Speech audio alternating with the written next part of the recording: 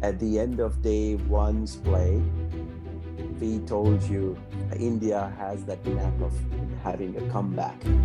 We told you Joe Root and his miracles. We told you about Ravi Ashwin, Ishan Sharma, and Jasprit Bumrah. They have to put in their magic spell. We told you how Nadeem and Washington Sundar had to revive themselves, redeem themselves. All that was said and done. Come day two, Joe Root and Ben Stokes had some other plans. Good evening and welcome to our Uncommentary podcast following the India-England series 2021. And with me, as usual, I have Narayanan, my friend. Narayanan, first things first, your thoughts on Joe Root and Ben Stokes? It was completely their day, isn't it? Uh, there was not a single foot placed wrong. From the moment Stokes walked in to bat, three balls remaining of the previous day's over of Bumrah, you could see his intent. It was purely to attack and unsettle the bowlers. The spinners thought they had a chance, but he just went for the shots.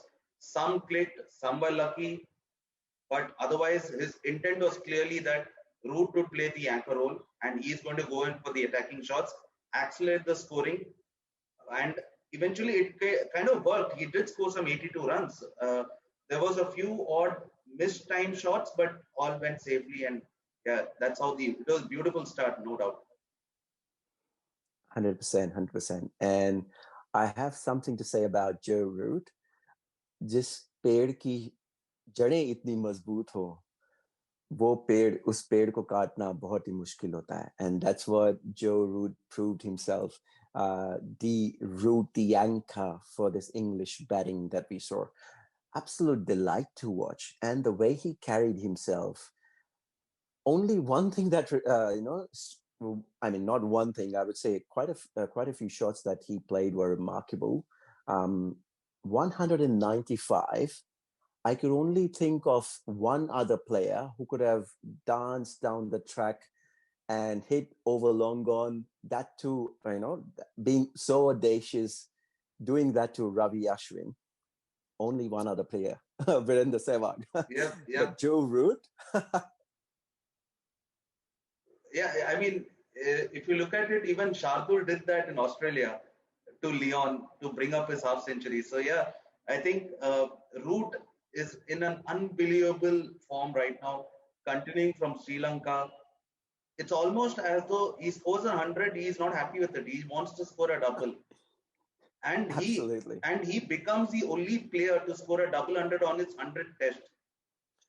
Exactly. And he has three double hundreds in his last four matches, isn't it? Yeah, and one just short 175 or something in one of the Ah, yeah. innings in Lanka. Mm-hmm. All right. Right. Okay. What a treat. What a delight to watch. Yeah. And speaking of delight, Ben Stokes on the other end, effortless when he played that six to Ravi Ashwin. I was just watching his interview at the end of day's play today. He said he had particularly worked on that shot to play to Ravi Ashwin, and it came out. He could pull it off really well. Yeah, I mean, to work on something and to execute it is two sides of the coin altogether. So, but to execute it well is something, and it kind of shows the talent that and the confidence that he's garnered over the last couple of years. He, from a person who the entire country questioned whether they really need him for his erratic off-field behaviors, to presently he cannot be dropped. It's plain Oh, and simple. absolutely. Yeah, true. 100%. Couldn't agree more. Yeah. And the way Joe Root carries his team, he is a calm. He always has his calm demeanor.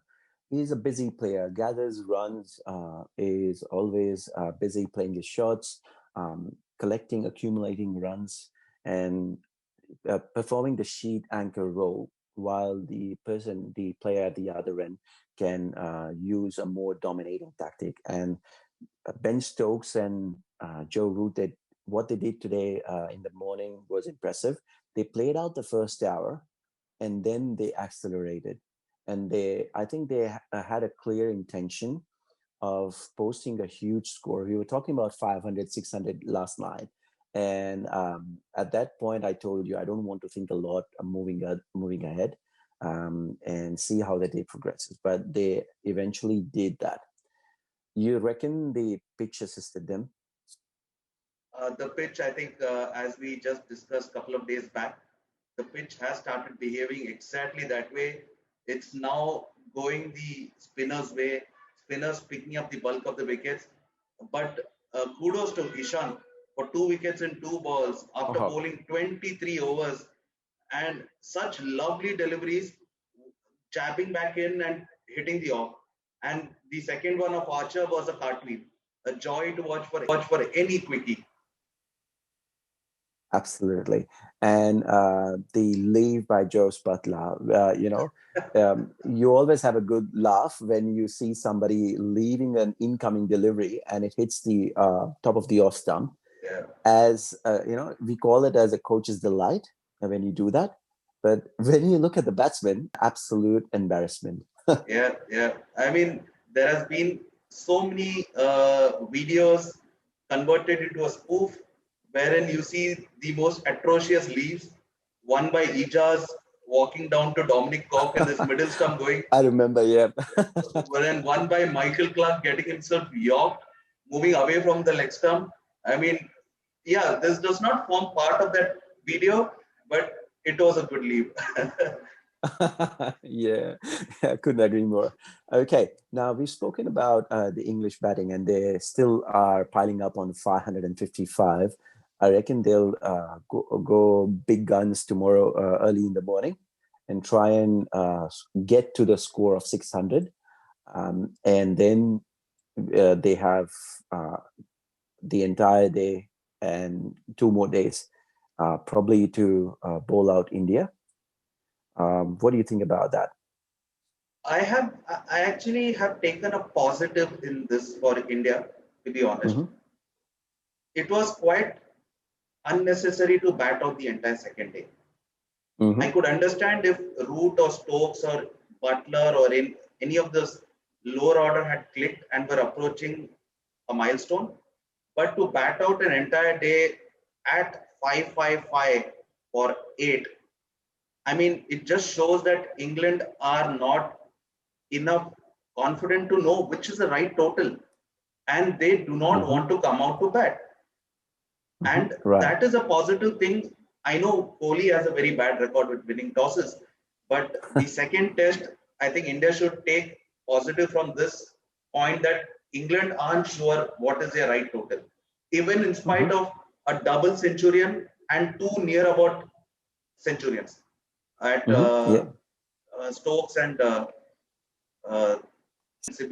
so, I mean, it clearly shows that they aren't even sure whether they'll be able to draw or win, or they may end up losing from here. So, that's a positive point I would think that India should take going forward.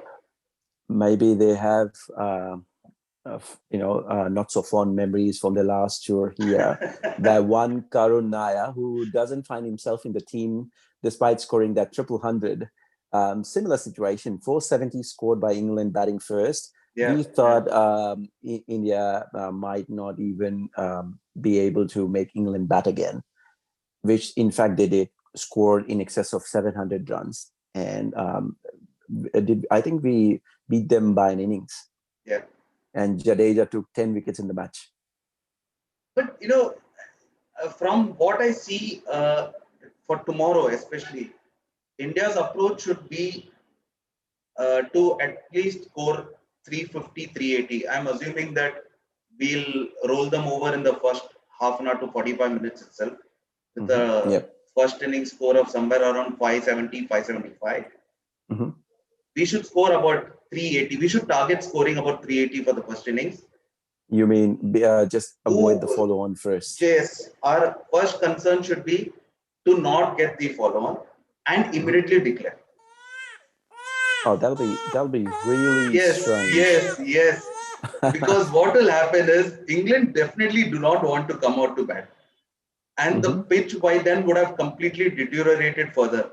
For all you know, England can get bowled out within 100, 120 runs. And then you have enough time to go for the target. And that's when Pant relishes, right? Okay, that's absolutely strange strategy.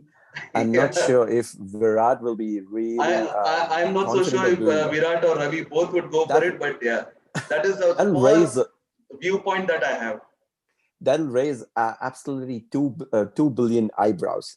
Yep. Yeah, The reason but I then said to avoid follow-on is because your first target should be to reach the follow-on score, and then yeah. smartly just declare and get them back in. By then, the pitch would be what Ashwin and Nadeem and Washi really needs.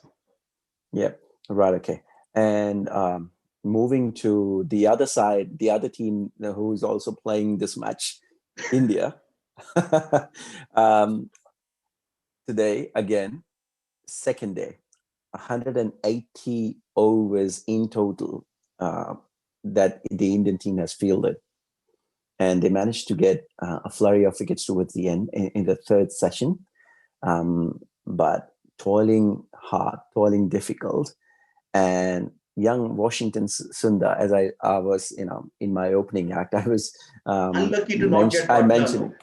I mean, that could have gone either way because we did not have the DRS. Yes. I wanted to ask you a question about that for latest, but that sitter that Rohit Sharma dropped. He really didn't want to come out to bat with about 5 to 10 overs. The easy way is like to drop the catch. You could see Kohli biting his lip from uttering a single word. He knew the camera would come on him. No, I mean, you don't do that purposely, of course. But then, Yeah, it's in good humor, man. Yeah, I know, of course. But Washington Sundar definitely deserved a couple of wickets. And Josh Butlers, when it comes to DRS, how smartly we use DRS, or how unsmartly did we use DRS? I mean, if you look at the trend of Kohli being the captain, you just need an overexcited cricketer. And he'll go for the DRS. The problem is earlier when we had Dhoni had complete control over whether to go for the DRS or not. There is not a single, keeper generally is the best person to actually suggest to the captain. Yeah. Neither Saha nor Pant nor KL Rahul have been able to be convinced to even suggest something to the captain. So his first reaction would be to look at the bowler, and the bowler being overexcited, he'll just go for the call of the DRS, and that's what hurts us. So if you just suggest that Pant was overexcited but couldn't convince the captain, you look at the same situation where Pant overreacted and was literally begging to Sharma and Rane in Australia for the DRS, and they ended up laughing, saying there was nothing close to the bat. Absolutely. Yeah, I remember that. At that point, the umpiring in this game was absolutely, like spot on. Until that point, that was, I think, the first blunder that we would say. And I wouldn't say it as a blunder because without the DRS, if you look at it in normal speed, you wouldn't be able to give it out. 9 out of 10 times you give it as not out because it was a feather touch, right? So I don't go. I'm not going against the umpire on this one. They have my benefit of doubt. So that way, you could have that benefit of doubt when there was crowd involved and there was a lot of noise. In an empty stadium, I think you can hear not feather touches, but you can hear the odd nick. And this was it was not a feather touch. You could see the spike was more than a feather touch. I have an argument to that. If you watch the replay, the bat and the pad. So if this is the pad, this is the bat, and this is the pad. When George Butler pushed at the ball, exactly at the same time, on this side it hit the ball. Yeah, the pad and on the this bat side were it hit almost the pad. Yeah. So I was watching it, and with the replay facility on demand video. Yeah. I did that again, that replay again and again, and I was like, yeah, Yeah, that's a gray if I, area. yeah, Maybe yeah, the umpire exactly, thought the bat brushed the pad. Yeah, yeah, exactly. yeah. But umpiring, the third umpire called 20 no balls in this match. Again, lackluster from the Indian bowlers, or trying to too much. Yeah, which is what I can understand. I can understand a quickie overstepping. Why would a spinner continuously oversteps can't take a step back? He can literally remark his run up and try to come back half a step or something. Yeah, And yeah, it's quite shocking that even not just Nadeem, Ashwin as well bowled a few no true, balls. true. Washi, I think bowled. It No, was, I I don't think he think bowled so. one, but yeah, fair enough. Maybe one, yeah, maybe one, But but not. Ashwin and Nadeem, Yeah. I find that very hard. I completely go by what Jeff Boycott used to say once.